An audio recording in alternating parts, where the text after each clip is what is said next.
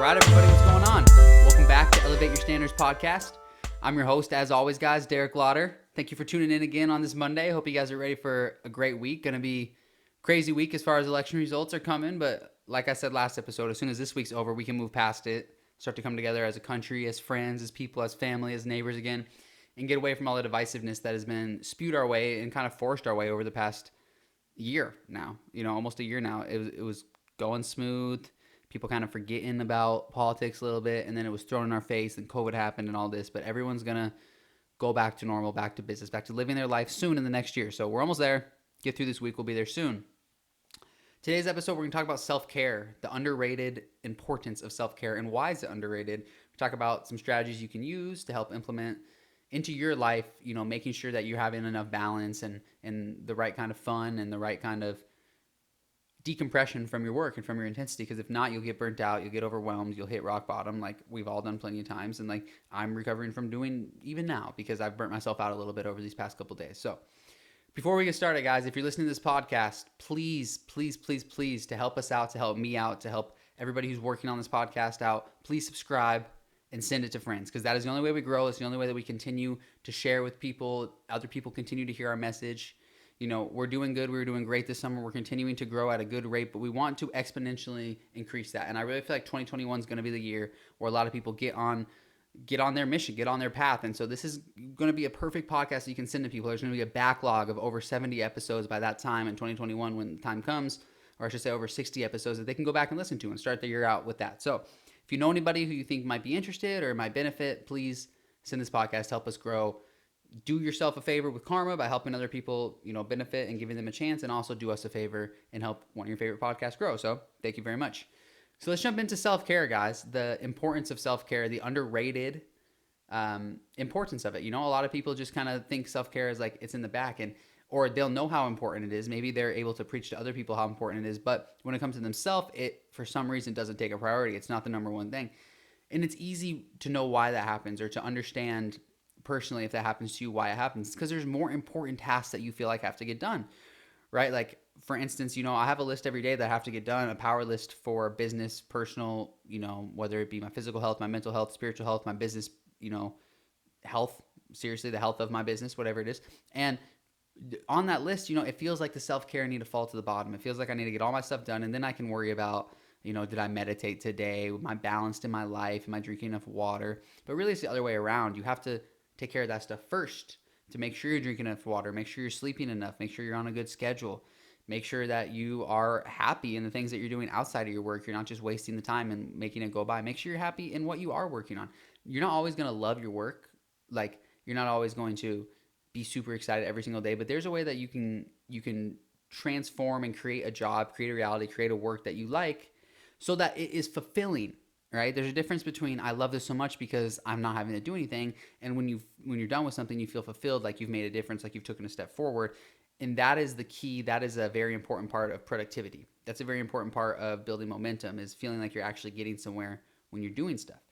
And so make sure that if you guys are out there, like you have a list and your self-care falls at the bottom, it doesn't always have to be like that. I understand why it is like that for a lot of you guys, because like I just said, you want to feel like you're doing stuff. You want to feel like you're getting stuff done productivity-wise. And self-care doesn't always feel like, meditating, doing a journal, doesn't always feel like you're taking steps forward. Sometimes it can feel like you're running in place. So when things get hard, that's usually the first thing that falls off. But in reality, when things get hard, it's almost like everything else should fall off, right? Maybe you work a little bit less. Maybe you do a little less going out. And maybe you work on yourself and care about yourself more in those bad times. And if you're able to do that, you'll be able to push through them because you'll always be the focus. And it's like a car, right? I mean, you're never going to be able to win a race if your car is broken down and has a faulty transmission, and the steering wheel is a little janky on this side because it hasn't been worked on in so long, as compared to you may have a nicer car, a better car when it's at full strength, and there could be another car that is racing you that is nowhere near as smart as you, as nice as you, as business savvy as you, but they're at full strength. They're at full health. They don't have broken transmissions. They've taken care of themselves. They're able to work consistently. And so they don't run into these cycles and burnouts like a lot of us do, who are intense, people who like to go after stuff and who have goals in life. We run into those cycles. And it can sometimes be that car that's just more steady beats you, right? Because you're a little bit broken down from all the intensity. even though if both cars were at full strength, it wouldn't have been like that. So when it comes to mental health, when it comes to self-care, I want to start by giving out this analogy. This is an analogy that I've used in the past, but it's one that I thought of and one that I really, really like, and it helps me think about this. I want you to think about a college campus, okay? A small college campus that's a loop. And let's say that college campus has one gardener, one garden or, maintenance, whatever you want to call it. One gardener, he works on all the plants, one landscaper, okay? Now, when he first gets hired, they haven't done landscaping in years. This is how it is when you first start working on yourself, when you get into a mental health or personal development kind of path, right? You get hired and you haven't worked on yourself in years. So when you first get hired on that job, there's going to be a lot of stuff to clean up. When you first get hired on that job, there's going to be a lot of stuff to clean up. There's going to be a lot of weeds, a lot of trees, a lot of shrubs that are overgrown that are going to need maintenance and going to need tending to as you go through your loop, as the new campus gardener. Now, eventually, as you get through the loop once, the next time you go around, there's going to be less because the trees aren't going to have time to have grown out as far, right? The shrubs, the brushes are not going to have time to have grown out as far. So when you go back around, there's going to be less stuff to cut. And eventually they're going to be so low growing that you're going to be able to do that whole loop in one day. He checks the gym, not much to do, cuts a couple of flowers, checks this. If he does it every single day, he doesn't ever allow the weed, the shrubs, the trees to grow. Now, on the other side, if you don't do it every day, okay, if you were to take a week off, he comes back, now he's right back where he started. He's right back. He has to go and make up all the work he's done and re-clean until he can get it back down to where the flowers, the grass is cut. So every day he's just going and doing little things. That's how your mental health is. That's how your mind is, right? There's a lot of things in there. And when you first start working on yourself, there's a lot to clean up in a lot of different facets, and it's hard work. But if you keep working, eventually it gets cleaned up. And it still takes every day going through and chopping out the little weeds, chopping out the little seeds, but you're able to do it smoothly because there's less blockage in your way, less big things you have to get through. You take a week off, you take a month off of self-care, you go back to this, and there's a lot of things you have to work out in your mind, in your head. You have to get back through that baggage. So try to think of yourself as a gardener, as the campus gardener that's going around, right? Just going around the loop, and they're making, progress. And start to think of yourself like that and try to get to a point where you're the campus gardener and all you're doing is doing a very standard loop and there's nothing much left. There's nothing much left to cut, nothing much left to see. You're just doing your standard loop and that's it.